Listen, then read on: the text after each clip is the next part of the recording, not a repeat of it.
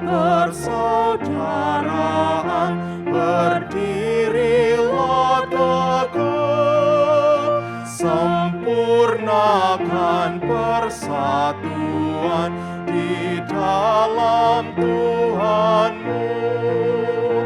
Bersama-sama majulah, dikuatkan iman, berdamai bersejahtera dengan pengasihan.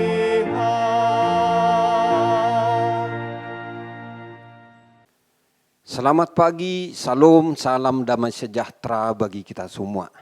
Bapak, Ibu, dan saudara-saudara, kita bersyukur hari ini kita memasuki hari yang baru, Senin 27 Februari 2023. Kita akan memulai aktivitas kita, namun sebelumnya kita akan mendengarkan firman Tuhan.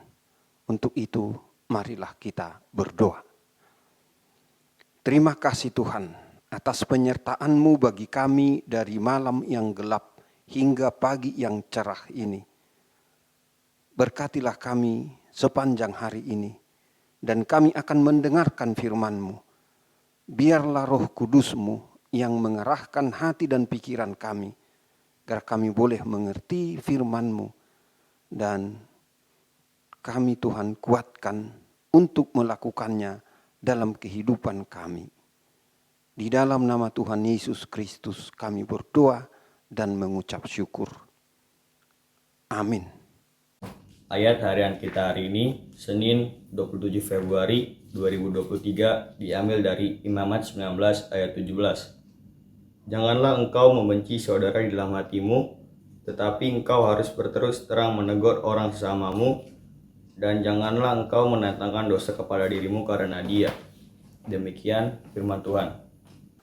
Bapak, Ibu, dan saudara-saudara, menarik pembacaan firman Tuhan yang menjadi renungan hari ini, yaitu bagaimana kita bersikap terhadap sesama kita, khususnya saudara kita.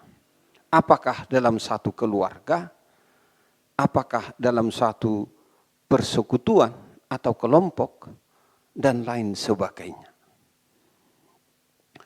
Hidup rukun menjadi salah satu hal yang sangat didambakan, diinginkan, atau dicita-citakan banyak orang, termasuk kita, setiap hari. Hidup rukun adalah ungkapan dari bagaimana kita menghargai, menerima orang lain atau sesama kita, melalui keberadaan dan kehadirannya. Sehingga sesama nyaman bersama kita atau kita nyaman dengan sesama kita. Dalam Imamat pasal 19 ini kita temukan beberapa hal yang dilarang dilakukan. Sebab kalau itu terjadi, maka hidup rukun atau damai tidak tercipta. Misalnya, dikatakan bahwa sebagai ciptaan Tuhan, sebagai sesama manusia, kita tidak boleh memeras sesama atau merampas harta milik sesama.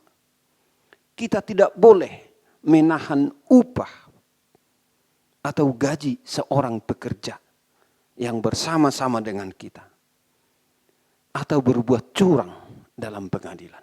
Pokoknya apa saja yang mengancam kesejahteraan hidup sesama, itu dilarang dilakukan.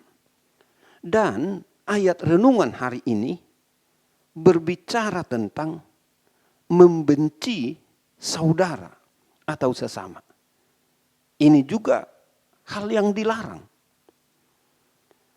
Mengapa Bapak, Ibu, saudara-saudara, kita dilarang untuk membenci atau merasa sakit hati terhadap sesama? Karena sesama karena kita menjadi berdosa di dalamnya. Lalu apa artinya itu? Firman Tuhan ini dalam kehidupan kita sebagai orang percaya pada masa kini. Pertama, agar kita sungguh-sungguh mengasihi sesama kita, saudara kita, dengan kasih yang tulus dan murni.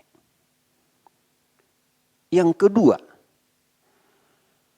agar kita tetap menjaga dan memelihara hubungan yang baik, relasi yang baik, kedekatan, keakraban terhadap sesama, dan selalu berpikir positif.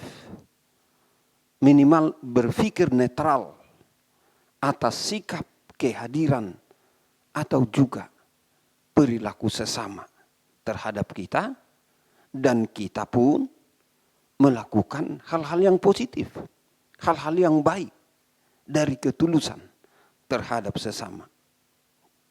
Ketiga, sesama atau saudara yang dimaksud di sini termasuk anggota keluarga. Sebagaimana kita diciptakan Tuhan, anggota keluarga kita adalah diciptakan Tuhan juga dan bagian dari kehidupan keluarga kita. Kita tidak bisa dipisahkan dari keluarga dan anggota keluarga. Demikian juga halnya, kita mesti dekat atau akrab dengan sesama kita.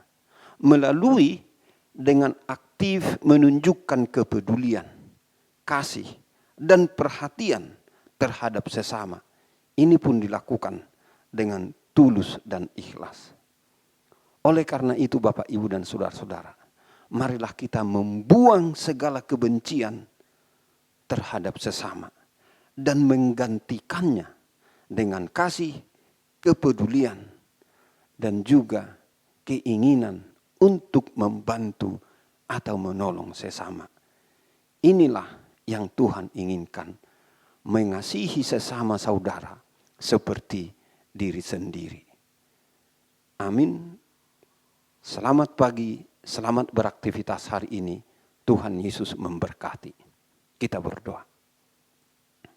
Terima kasih Tuhan atas firman-Mu yang boleh kami dengar atau renungkan pagi ini.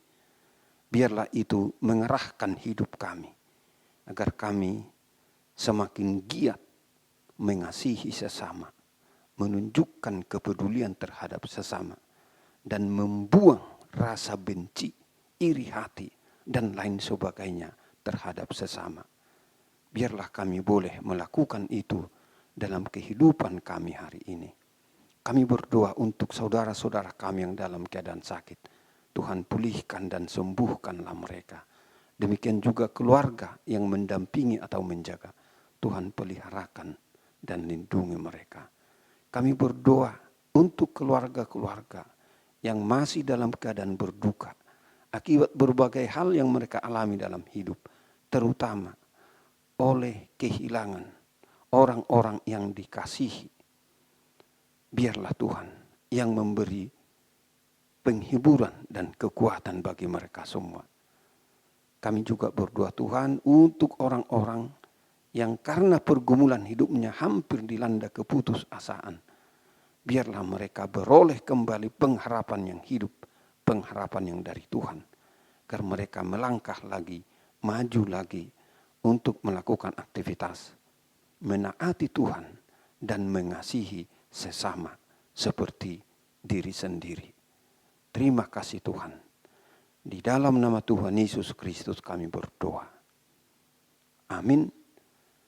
Anugerah Tuhan kita Yesus Kristus dan kasih setia dari Allah Bapa dan persekutuan dengan Roh Kudus kiranya menyertai kita semuanya. Amin.